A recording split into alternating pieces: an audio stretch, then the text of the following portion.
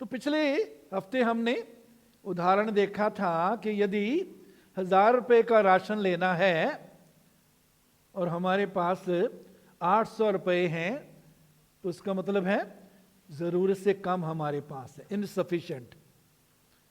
1000 का राशन लेना है, 1000 रुपये हमारे पास हैं, इसका मतलब सफिशिएंट, जरूरत के मुताबिक है। और यदि 1200 रुपये 1500 रुपये हमारे पास हैं, 1000 का राशन लेना है, इसका मतलब है अबंडेंस, बहुत ताज से हमारे पास है। परमेश्वर की इच्छा है हमारे पास बहुत ताज से हो। इसका मतलब यह नहीं कि परमेश्वर हम सबको करोड़पति बनाना चाहता है, लखपति या करोड़पति, इसका मतलब ये बिल्कुल नहीं है। लेकिन हमारी जरूरत से ज्यादा देना चाहता है, और इसका आज मकसद देखेंगे कि उसका मकसद क्या है जरूरत से ज्यादा देने के लिए। तो बहुतायत में चलना, तो पिछले हफ्ते में हमने देखा था कि उसके लिए जरूरी नहीं कि हमारे पास आमदन ज्यादा हो, इसीलिए हम उसमें चलेंगे। यीशु मसीह के 2 एग्जाम्पल देखे थे। यीशु के पास पैसा आता था, इतने पैसे आते थे कि यीशु संभाल नहीं सकते थे। अगर थोड़े थोड़े पैसे होते आते यीशु के पास, तो यीशु मसीह खुद अपनी जेब में रख लेते, कोई बात नहीं, थोड़े से हैं, खर्च लेंगे। पिछले हफ्ते हमने ये भी देखा था कि कुछ स्त्रियां थीं जो विशेष तौर पर यीशु की हेल्प करती थीं। कलीसिया में परमेश्वर कुछ को खड़ा करता है जो विशेष, उनको विशेष रीति से कलीसिया की, परमेश्वर के राज्य की, परमेश्वर के सेवकों की जरूरत पूरी करने के लिए इस्तेमाल करता है। सो वो स्त्रियां अपनी संपत्ति के द्वारा यीशु की सहायता करती थीं। इतनी सहायता करती थी, इतना पैसा यीशु को मिलता था कि उसको खजांची रखना पड़ा, यहूदा इस्करियोती। लेकिन जब टैक्स देने की जरूरत थी तो यीशु ने उस पैसे में से इस्तेमाल नहीं किया। हो सकता है पहले ही उसका कोई प्रोग्राम था, कहीं पर इस्तेमाल करने के लिए वायदा कर दिया होगा, वो जा रहे होंगे। उस पैसे से भी अलग रीति से प्रभु ने जरूरत को पूरा किया। मछली पकड़ना, जो मछली पहले मिलेगी उसमें से जो सिक्का निकलेगा उसको टैक्स के रूप में भर देना।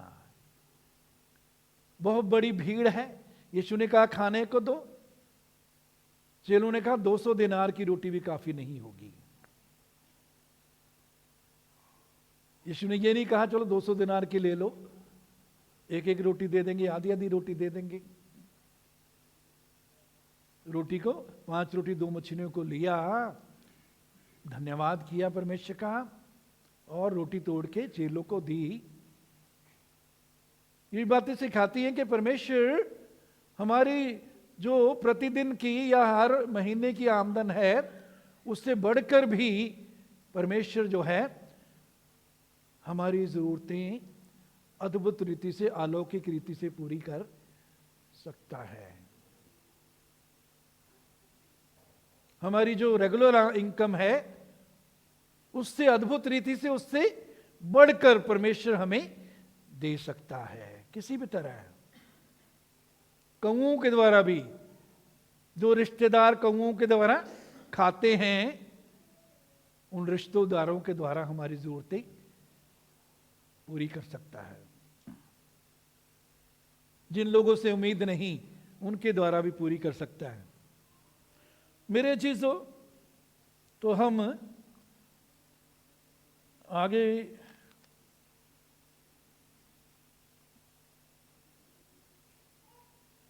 परमेश्वर के अनुग्रह को पाने के लिए या उसमें बने रहने के लिए, उसमें चलने के लिए, उसमें बढ़ने के लिए किस बात पर हमें ध्यान देना है, या कैसे उस अनुग्रह में हम बने रह सकते हैं, ये चल सकते हैं, कैसे वो अनुग्रह हम में दिखेगा। मेरे जीजो, यूहन्ना 1:17 यूहन्ना 1:17 में लिखा है, व्यवस्था तो मूसा के द्वारा दी गई, परंतु अनुग्रह और सच्चाई यीशु मसीह के द्वारा पहुंची। व्यवस्था मूसा के द्वारा दी गई, अनुग्रह और सच्चाई यीशु के द्वारा पहुंची। अनुग्रह किसके द्वारा पहुंचता है जी? यीशु के द्वारा, यीशु में बने रहने के द्वारा, यीशु पर विश्वास करने के द्वारा,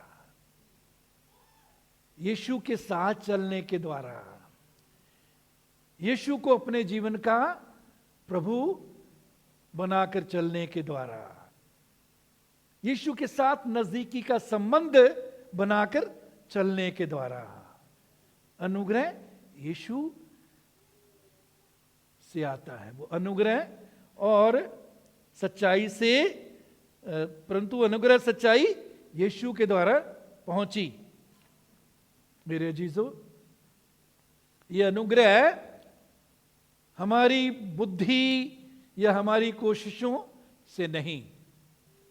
जहां हमारी बुद्धि, जहां हमारी कोशिशें, उनकी हद खत्म हो जाती है, उसके बाद अनुग्रह का कार्य होता है, जो हम अपनी ताकत से नहीं कर सकते, बुद्धि से नहीं कर सकते। दूसरी बात, इफिसियों 2:8-9 इफिसियों 2:8-9, क्योंकि विश्वास के द्वारा अनुग्रह ही से तुम्हारा उद्धार हुआ है, और ये तुम्हारी ओर से नहीं वरन परमेश्वर का दान है। विश्वास के द्वारा अनुग्रह ही से तुम्हारा उद्धार हुआ है, अनुग्रह से हमारा उद्धार हुआ है। और वो अनुग्रह किसके द्वारा हमारे जीवन में आया जी? किसके द्वारा? इस आयत में हम इसका उत्तर पढ़ते हैं, विश्वास के द्वारा अनुग्रह ही से तुम्हारा उद्धार हुआ है। अनुग्रह से हमारा उद्धार हुआ, लेकिन वो उस अनुग्रह को हमने कैसे पाया? विश्वास के द्वारा। कैसे पाया जी? विश्वास के द्वारा, परमेश्वर के वचन पर विश्वास रखने के द्वारा वो उद्धार हमने पाया।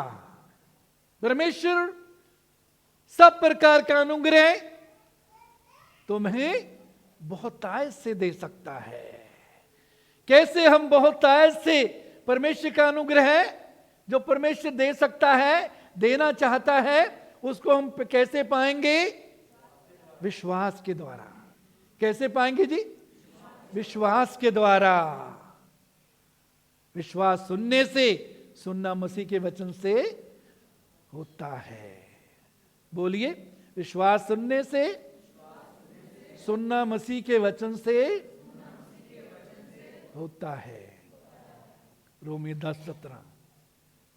विश्वास सुनने से, सुनना मसीह के वचन से होता है। तो यीशु मसीह के द्वारा अनुग्रह आया, और ये अनुग्रह हम विश्वास के द्वारा हासिल करते हैं।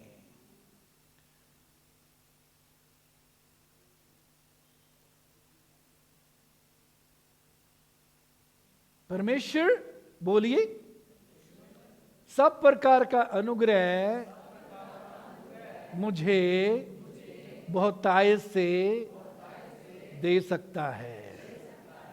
अब बोलिए, परमेश्वर का अनुग्रह जो बहुतायत से वो देता है, मैं विश्वास के द्वारा ले लेता हूं, ताकि हर बात में, हर समय, सब कुछ जो मुझे आवश्यक हो मेरे पास हो, और सब भले कामों के लिए मेरे पास बहुतायत से हो। कैसे होगा आपके पास? बहुतायत से कैसे होगा भले कामों के लिए? अनुग्रह और विश्वास के द्वारा। परमेश्वर के अनुग्रह और हमारे विश्वास करने के द्वारा। कितने चाहते हैं कि उनके पास बहुतायत से हो? जिनके हाथ नहीं खड़े वो नहीं चाहते हैं जी।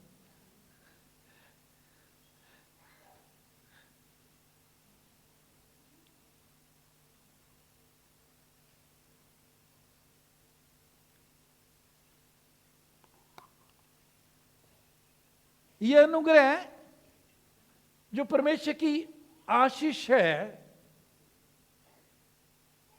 मेरे अजीजों,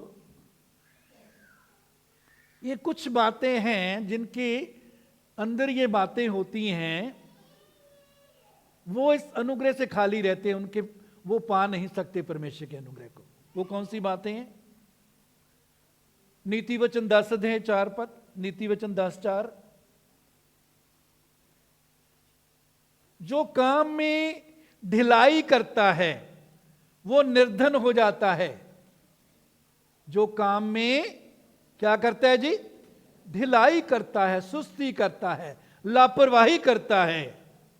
जो काम में ढिलाई करता है वो निर्धन हो जाता है। तो जो काम परमेश्वर ने आपको दिया है, यदि आप ढिलाई से करते हैं, सुस्ती से करते हैं, लापरवाही से करते हैं, तो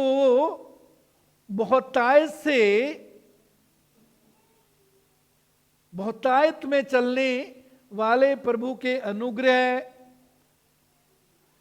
को हम नहीं पा सकते। क्यों? ढिलाई से जो काम करता है वो क्या हो जाता है जी? निर्धन हो जाता है। वो बहुतायत से नहीं पाएगा।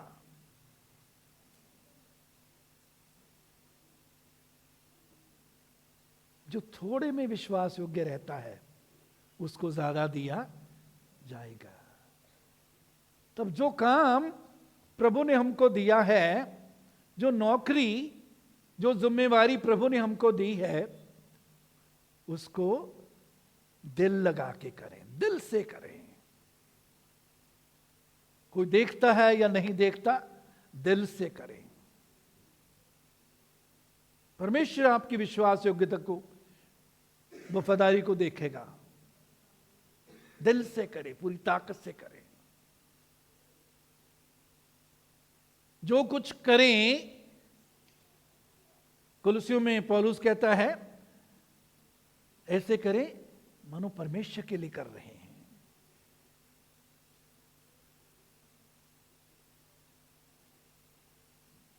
तो जो काम में ढिलाई करता है वो निर्धन हो जाता है।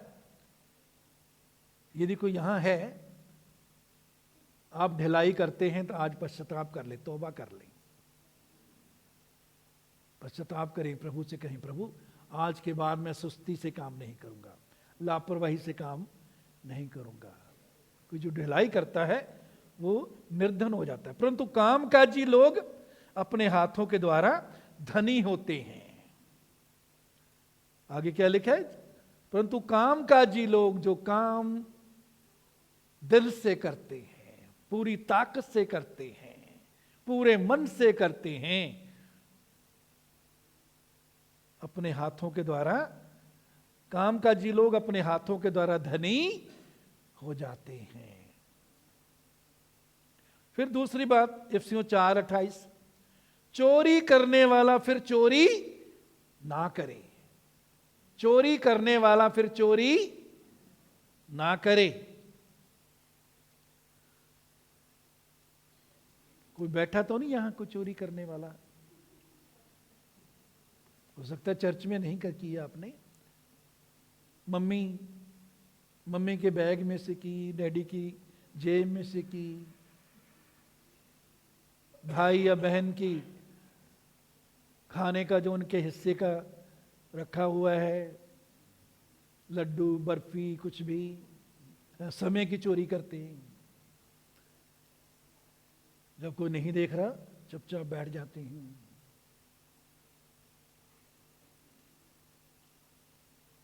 चोरी करने वाला फिर चोरी ना करे, वरन भले काम करने में अपने हाथों से परिश्रम करे। चोरी करने वाला चोरी ना करे, वरन भले काम करने में अपने हाथों से परिश्रम करे, इसलिए कि जिसे जरूरत हो, प्रयोजन हो, उसे देने को उसके पास कुछ हो। जिसे जरूरत हो उसे देने के लिए उसके पास हो। कैसे होगा? चोरी करने वाला जब चोरी छोड़ देता है। क्यों? क्योंकि चोरी करने वाले पर आशीष नहीं आती। अगर आती भी है, वो पैसा कमा भी लेता है, वो छेद वाली थैली में डालता है। ऐसी थाली में ऐसी वो जो थैली में डालता है जिसमें छेद हैं। ये छेद बीमारी का छेद हो सकता है, लड़ाई झगड़े का छेद हो सकता है, चोरी का छेद को चुरा लेता है, धोखे का छेद।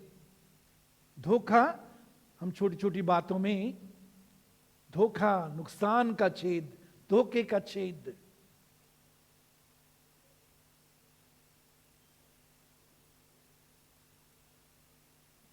चोरी करने वाला फिर चोरी ना करे, वरन भले काम करने में अपने हाथों से परिश्रम करे, इसलिए कि जिसे प्रयोजन हो, जिसे जरूरत हो, उसे देने को उसके पास हो।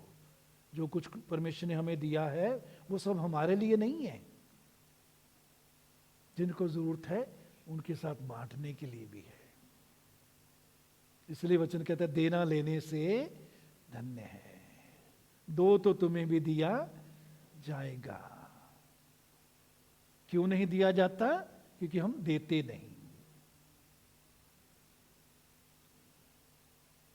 दूसरा थिस्सलुनीकियों 3:10 यदि कोई काम करना ना चाहे तो खाना खाने भी ना पाए। यदि कोई काम ना करना चाहे, बेलड़, जो कोई काम नहीं करना चाहता, पौलुस कहता है वो खाना भी ना खाए, भूखा रहे। उसका हक नहीं खाने का। इसलिए जो काम प्रभु देता है वो काम करें। मेरे जीजों, परमेश्वर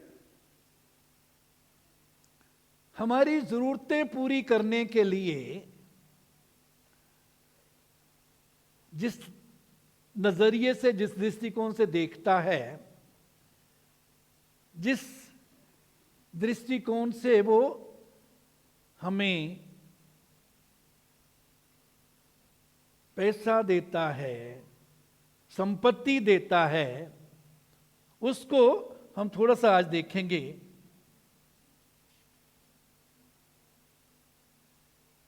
इफिसियों 4:15 और 16 पद। इफिसियों 4:15 और 16 पद।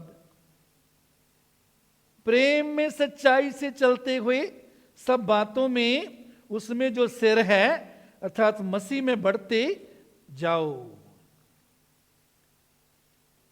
हमारा सिर कौन है जी? मसीह। इसका अर्थ क्या हुआ?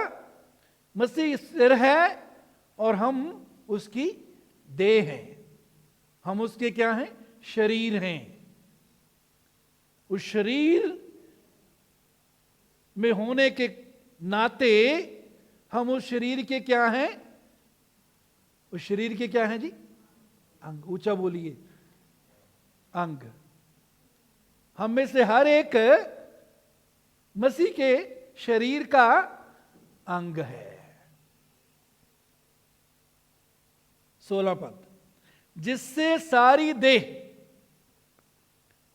हर एक जोड़ की सहायता से एक साथ मिलकर और एक साथ गठकर उस प्रभाव के अनुसार जो हर एक अंग के ठीक ठीक कार्य करने के द्वारा उसमें होता है, अपने आप को बढ़ाती है कि वह प्रेम में उन्नति करती जाए।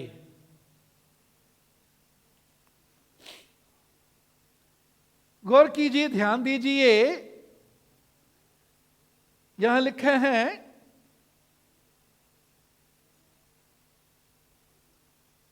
कार्य करने के द्वारा उसमें होता है, अपने आप को बढ़ाती है। ये देह अपने आप को क्या करती है जी? बढ़ाती है। या देह बढ़ती है। ये देह क्या करती है जी? बढ़ती है। याद रखिए,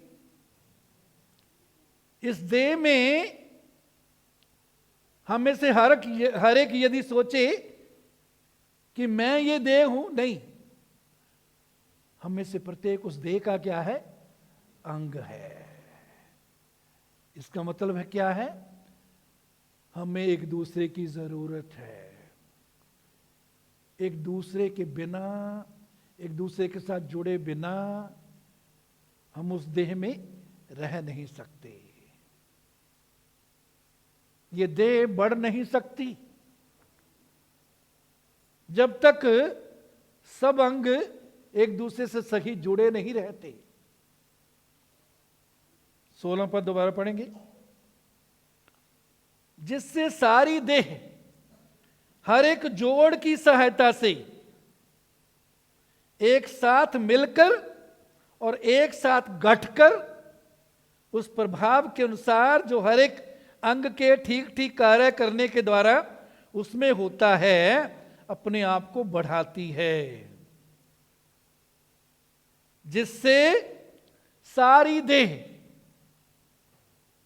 लास्ट में पढ़ा था, अपने आप को बढ़ाती है या बढ़ती है, तरक्की करती है। कौन जी? कौन करती है? देह, यीशु की देह। सारी देह हर एक जोड़ की सहायता से कैसे बढ़ेगी, कैसे तरक्की करती है, कैसे कार्य करेगी? हर एक जोड़ की सहायता से। मेरी देह दिख रही है आपको, है जी? हर अंग एक दूसरे के साथ जुड़ा हुआ है। यदि ये इन अंगों के जोड़ सही तरह से जुड़े नहीं हैं तो मेरी देह काम कर सकती है? अच्छी तरह काम कर सकती है जी?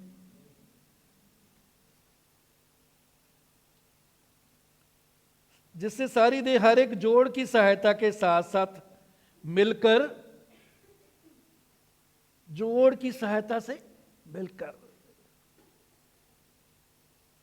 परमेश्वर ने इस देह में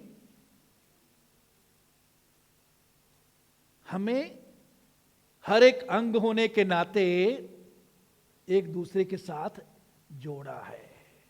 क्या किया जी? एक दूसरे के साथ। कभी ना कहीं मुझे तेरी जरूरत नहीं। जो विश्वासी घर में हैं, जो विश्वासी पड़ोस में हैं, जो विश्वासी रिश्तेदारी में हैं, जो चर्च में हैं, कभी ना मुझे नहीं अच्छा लगता ये, मैं तो उसकी सूरत नहीं देखना चाहता, इसने मुझे ऐसे बोला है, इसने मेरे साथ ये किया है, वो किया है।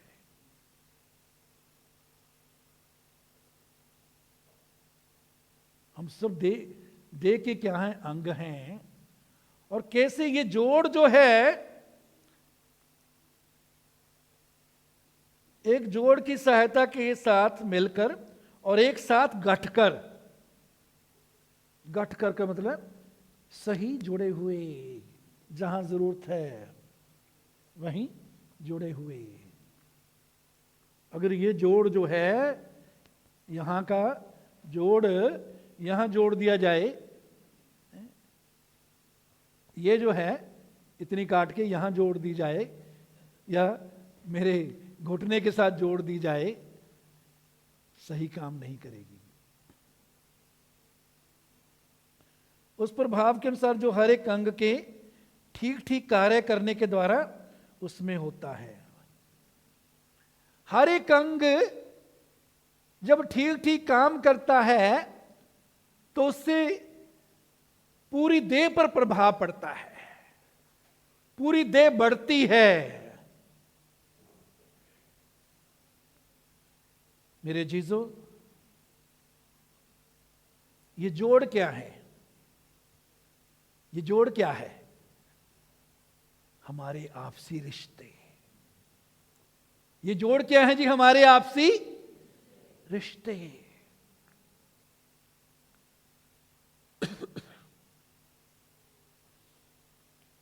ये जोड़ एक दूसरे के साथ सही जुड़े रहें, बने रहें, उसके लिए हमें एक दूसरे को माफ करना है, प्रेम में चलना सीखना है, दूसरों को अपने अपने से ज्यादा उत्तम, ज्यादा बेहतर जानना है। हर अंग की जरूरत महसूस करनी है। मैं ही काफी नहीं, मुझे किसी की जरूरत नहीं। मेरे जीजों, ठीक ठीक कार्य करने के द्वारा उसमें होता है, अपने आप को बढ़ाती है कि वह प्रेम में उन्नति करती जाए। अपने आप को बढ़ाती है देह और प्रेम में उन्नति करती जाए। कौन? देह। परमेश्वर देह पर ध्यान करता है, देह पर उसकी आंखें हैं, देह को तरक्की करते हुए देखना चाहता है। निर्गमन 16 अध्याय 16 से 18, चलो इसको पढ़ेंगे नहीं, आप नोट कर लीजिए। निर्गमन 16 अध्याय 16 से 18। यहां हम देखते हैं कि जंगल में जब परमेश्वर ने इजरायलियों के लिए मन्ना बरसाना शुरू किया, तो परमेश्वर ने उनको आज्ञा दी कि हर एक व्यक्ति अपनी गिनती के अनुसार एक ओमेर लगभग 1 किलो का माप था। जैसे हमारे आजकल दूध मापने के लिए माप लेते हैं, या तेल के लिए, किसी चीज के लिए। तो परमेश्वर ने कहा कि जितने परिवार में लोग हैं, एक उम्र जो है वो माप के इकट्ठा कर लें। रात को गिर जाता था मन्ना, सुबह जब सूख जाता था, धूप पड़ती थी, इजरायली इकट्ठा करते थे। तो वहां लिखा है, जिसने ज्यादा इकट्ठा किया या जिसने कम इकट्ठा किया, उन सब का बराबर एक उम्र ही। जब उन्होंने मापा घर में, तो देखा, मान लीजिए 10, एक परिवार में 10 लोग हैं, तो 10 उम्र होनी चाहिए। तो उनमें से कई हम पंजाबियों की तरह भी थे। हम पंजाबी कि मुफ्त की चीज है, चलो इकट्ठी कर लो।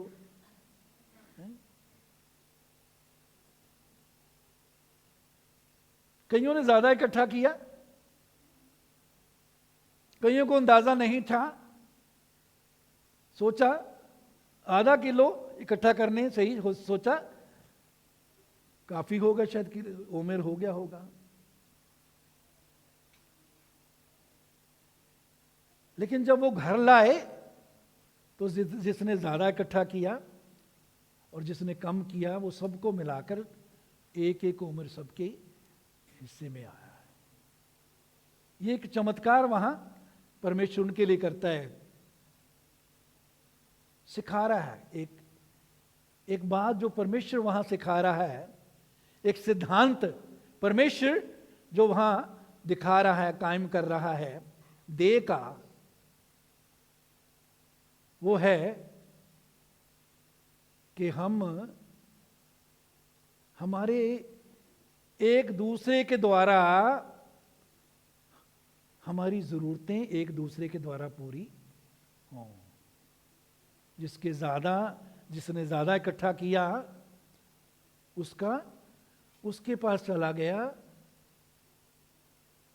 जिसने कम इकट्ठा किया था। मतलब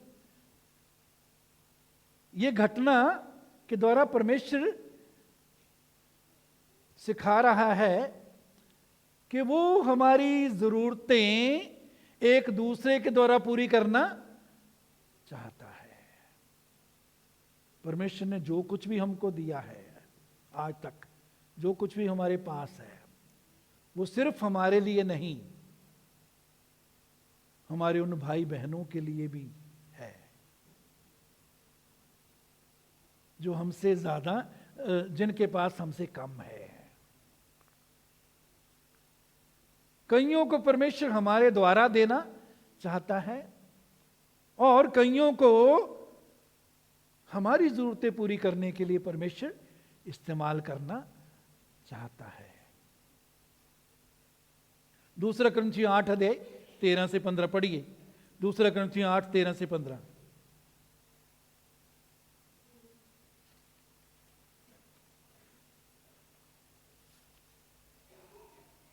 दूसरा क्रंथियों 8 13 से 15 पढ़िए, कोई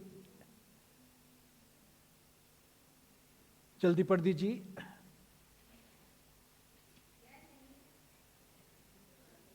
हाँ बेटे पढ़ो। ये नहीं कि दूसरों को चैन और तुमको क्या मिले, तुमको क्लेश मिले, दूसरों को चैन मिले। आगे,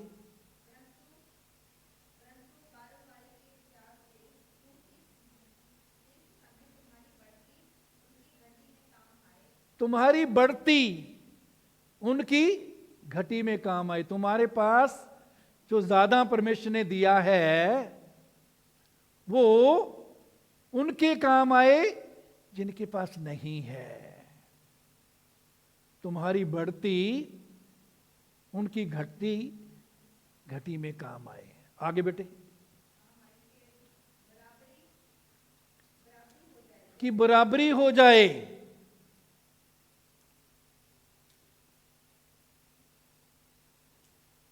तुम्हारी बढ़ती उनकी घटी में काम आए। परमेश्वर का धन्यवाद है, हमें से हर एक को दूसरों से कुछ ना कुछ ज्यादा प्रभु ने दिया है। वो सिर्फ हमारे लिए नहीं, इसलिए दिया ताकि उनकी घटी में वो काम आए। 15 तक पढ़ ली बेटे, पढ़ो आगे। जैसे लिखा है, ये जो हम पहले पढ़ चुके हैं निर्गमन 16 अध्याय में, इसी को कोट करता है पौलुस यहां, कि जिसने बहुत बटोरा, आगे, उसका कुछ अधिक ना निकला, जिसने थोड़ा बटोरा उसका कुछ कम ना निकला। 15 हो गया पूरा।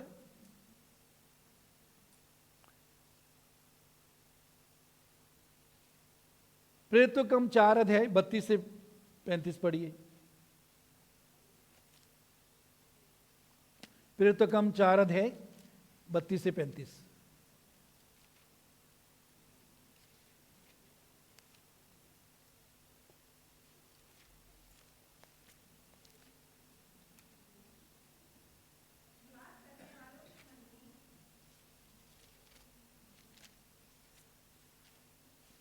पढ़ो बेटे। विश्वास करने वालों की मंडली, माफ करना,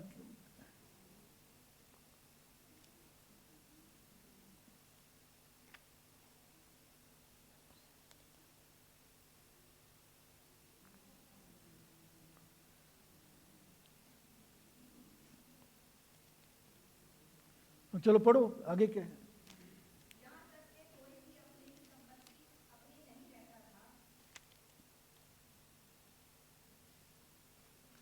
विश्वास करने वालों की मंडली एक चित्त और एक मन की थी।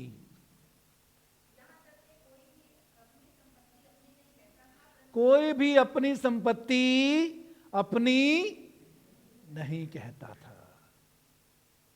विश्वास करने वालों की मंडली एक चित्त और एक मन की थी, यहां तक कि कोई भी अपनी संपत्ति अपनी नहीं कहता था, परंतु सब कुछ सांझे में था।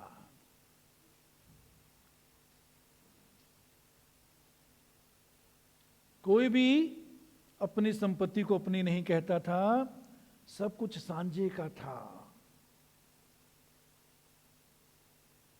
पहली सदी के विश्वासियों ने इस प्रकाश को पा लिया था कि उनके पास जो कुछ है वो सिर्फ उनके लिए नहीं है।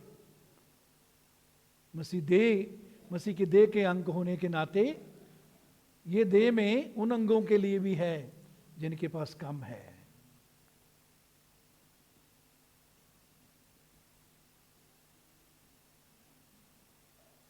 आगे बढ़ी।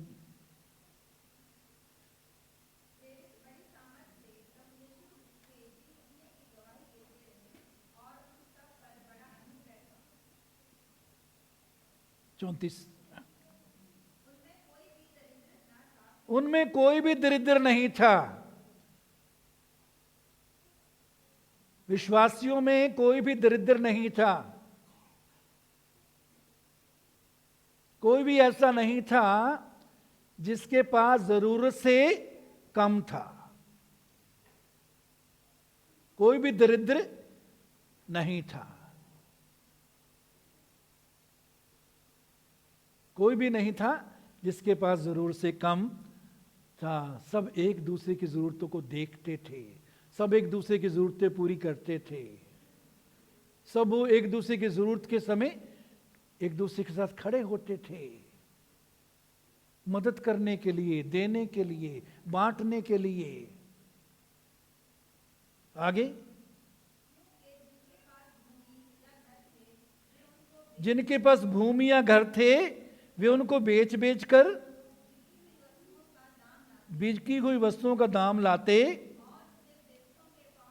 और उसे प्रेरितों के पांवों पर रखते थे। हाँ,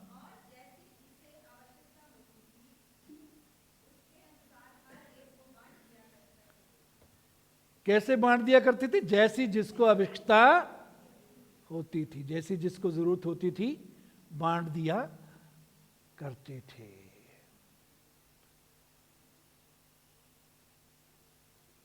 अब देखिए, हमारे पूरे शरीर में कई ऐसे तत्व हैं, चीजें हैं जो जरूरी हैं। चर्बी की भी जरूरत है, फैट जिसको बोलते हैं, अच्छी फैट भी होती है, उसकी जरूरत है जहां जहां जरूरत है, जिस जिस अंग में। आयरन की भी जरूरत होती है बॉडी को, आयरन जिसको लोहा कहते हैं। इसका मतलब ये नहीं कि आप अपने घर जाके सरिया खाने लग जाओ। बहुत सी चीजें हैं जिनमें से आयरन निकलता है, सोडियम, और पता नहीं कितनी चीजें, कितने तत्व हैं जो हमको अनाज से, दूध से या दूसरी चीजों से, फलों से मिलते हैं। अब ये देखिए कि जो चीजें, हमारे तत्व हमारे अंदर होने चाहिए, विटामिन मिनरल होने चाहिए, अगर वो जरूरत से ज्यादा बढ़ जाएं तो भी हमारा नुकसान है। अगर जरूरत से कम हो जाएं तो भी हमारा नुकसान है।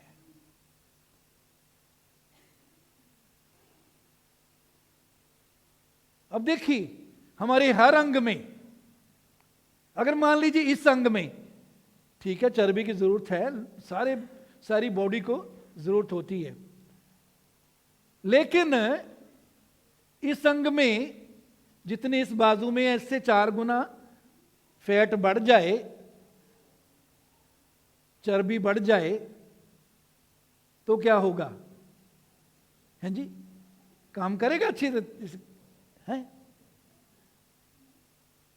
उठाना भी मुश्किल हो जाएगा, इससे काम लेना भी मुश्किल हो जाएगा।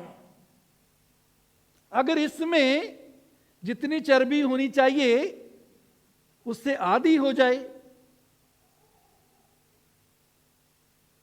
तो काम देगा अच्छी रीति से?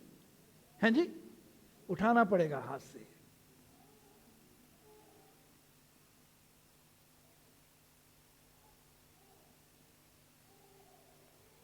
मेरे चीजों,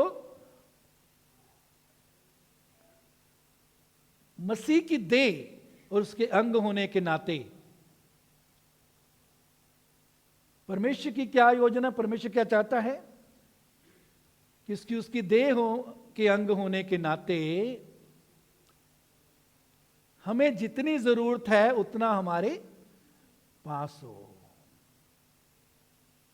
लेकिन हमने पहले आरंभ में क्या पढ़ा? परमेश्वर सब प्रकार का अनुग्रह तुम्हें बहुतायत से दे सकता है, जिसे हर बात में, हर समय, सब कुछ जो तुम्हें आवश्यक हो तुम्हारे पास हो, और हर भले काम के लिए तुम्हारे पास बहुत कुछ हो। वो बहुत कुछ, वो भले कामों के लिए, वो दूसरों के लिए है। समस्या कहां क्या आ जाती है? हमारी आंखें कई बार अंधी होती हैं, दिखता नहीं है। ये अगर दिखता है तो इस तरीके से देखते हैं मेरे लिए है सब कुछ, ज्यादा से ज्यादा मेरे बच्चों के लिए है।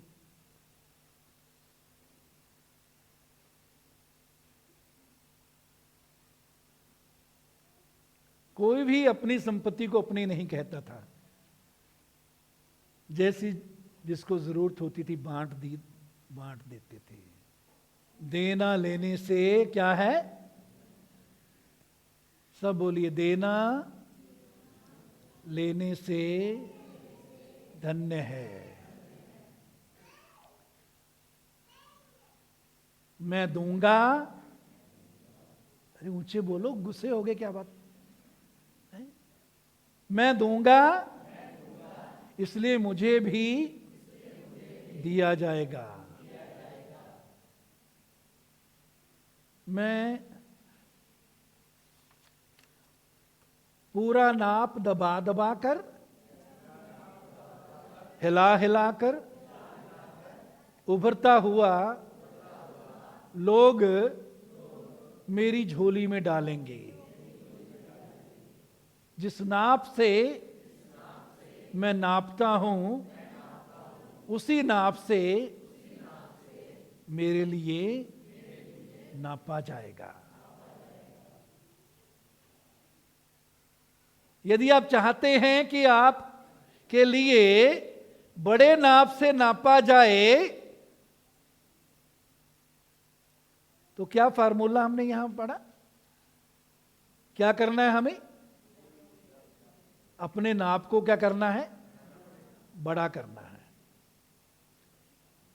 जिस नाप से तुम नापते हो उसी नाप से तुम्हारे लिए नापा जाएगा।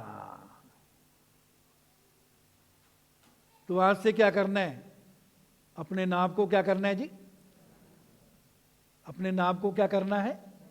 बढ़ाना है और देना शुरू करना है।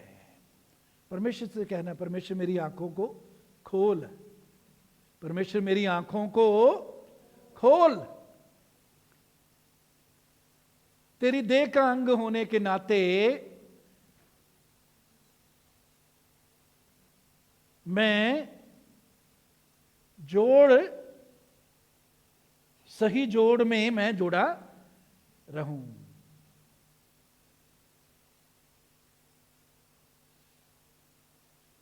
मेरे द्वारा जो दूसरे को आशीष देना चाहता है, वो आशीष का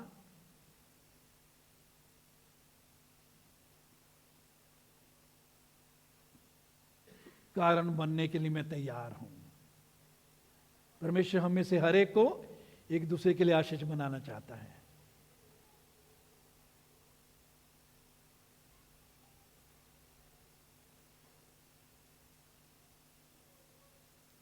परमेश्वर दिखाएगा जब हम उसे मांगेंगे, पूछेंगे। जब हम तैयार होंगे ना कि प्रभु जहां भी और जब भी तू मेरे द्वारा दूसरे को आशीष देना चाहता, मैं उसके लिए तैयार हूं, तो परमेश्वर दिखाएगा, हमारी आंखें खोलेगा कि हम कहां किसकी सहायता करें। तो परमेश्वर हमारी जरूरतें पूरी करना चाहता है और हमें अपने अनुग्रह के द्वारा बहुत तायत से देना चाहता है। जितना हमको जरूरत है उससे बढ़कर देना चाहता है। क्यों चाहता है परमेश्वर ऐसे? क्योंकि परमेश्वर खुद देने वाला परमेश्वर है और वो चाहता है कि उसके बच्चे जो उसके स्वरूप और उसकी समानता में बनाए गए हैं, वो भी उसके समान चलें। उसके बच्चे उसके समान चलें। कभी ना सोचें मेरे पास थोड़ा है, मेरे पास कम है। जो थोड़े में विश्वास योग्य रहेगा उसको ज्यादा दिया जाएगा। थोड़े में से बांटना शुरू करें, थोड़े में से देना शुरू करें। तो